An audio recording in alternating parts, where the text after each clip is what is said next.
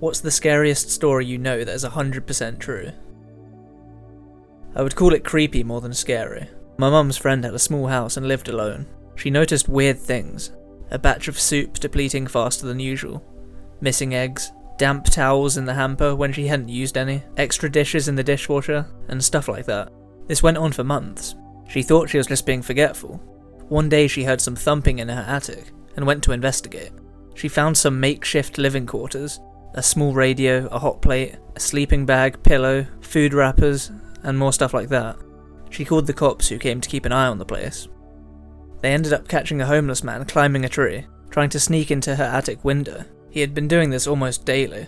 He would wait for her to go to work, then he would go downstairs and help himself to food. The funny part about this story is they got to know each other throughout the ordeal. The guy was actually very respectful, just down on his luck. She didn't press charges, instead, she let him move in, helped him get a job, and he lived in the attic until he got back on his feet. Creepy shit with a happy ending. My mum was driving, and a guy ran out into the road, so she stopped so she wouldn't hit him. It was night time, so it was pretty dark out, and 3 other men emerged from the forest around. All of them were trying to open the car doors. She locked them luckily, and gassed it to the nearest town. Remember to always lock your car after you start it, because if it was unlocked, who knows what would have happened to her. My friend's boss bought an Audi A4 convertible, back when they were new and interesting. One of the talking points was the pop-up roll hoops that were hidden unless you rolled it. A few months after buying it, he got to test those roll hoops out, as he lost control and skidded down a steep bank, about 10 meters or 35 feet deep.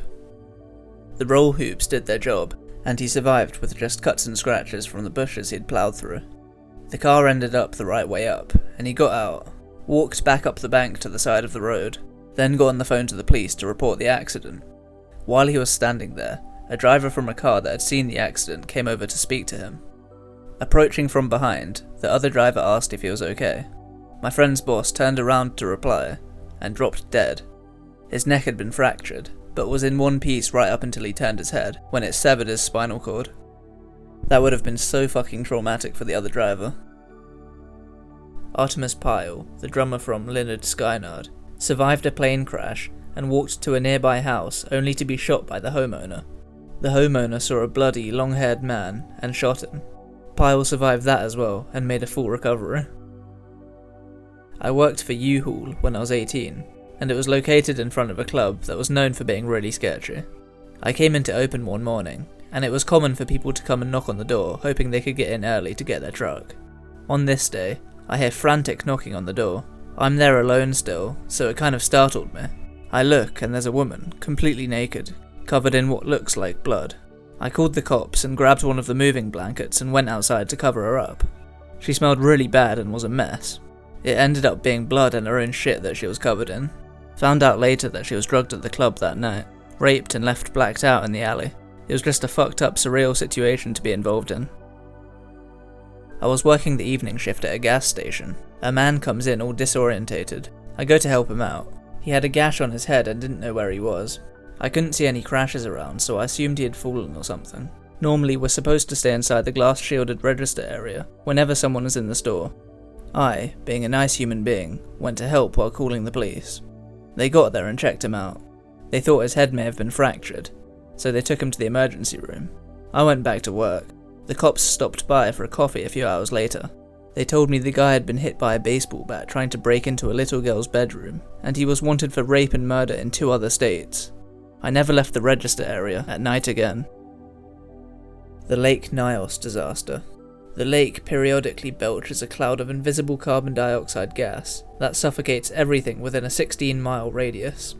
In 1986, over 1,700 people and all of their livestock died without even understanding what happened to them. The story of Mary Vincent always stands out to me. In 1978, 15-year-old Mary was hitchhiking. A man named Lawrence Singleton picked her up. He brutally raped her and eventually made her get out of the car. She planned to run, but he noticed, and cut both her arms off. He threw her into a ditch and left her to die. She packed her stumps with mud to stop the bleeding, and spent all night crawling out. She eventually makes it to the highway and starts walking, naked and covered in blood. The first car that saw her sped away in fear. The second car was a couple on their honeymoon. They picked her up and she survived. John List killed his whole family. Wife, mother, daughter, and 2 sons. He meticulously planned the whole thing, cancelled all delivery services, excusing the kids from school, and even turned the air conditioning as low as possible to preserve the bodies for as long as possible. After he killed them all, he placed the bodies in sleeping bags and lined them up. He then wrote a letter to the pastor explaining why he had to kill them. He then leaves and isn't heard from again. 18 years later, he's remarried and doing the same job as before, but this time he doesn't have any children. He's finally arrested after a tip was given to the FBI. The crazy thing is that he planned it so well. The bodies weren't discovered until a month after the murders, so he had a huge head start, and essentially started a new life in the same career, and was heavily involved in a new church down in Virginia. It took 18 years to capture him,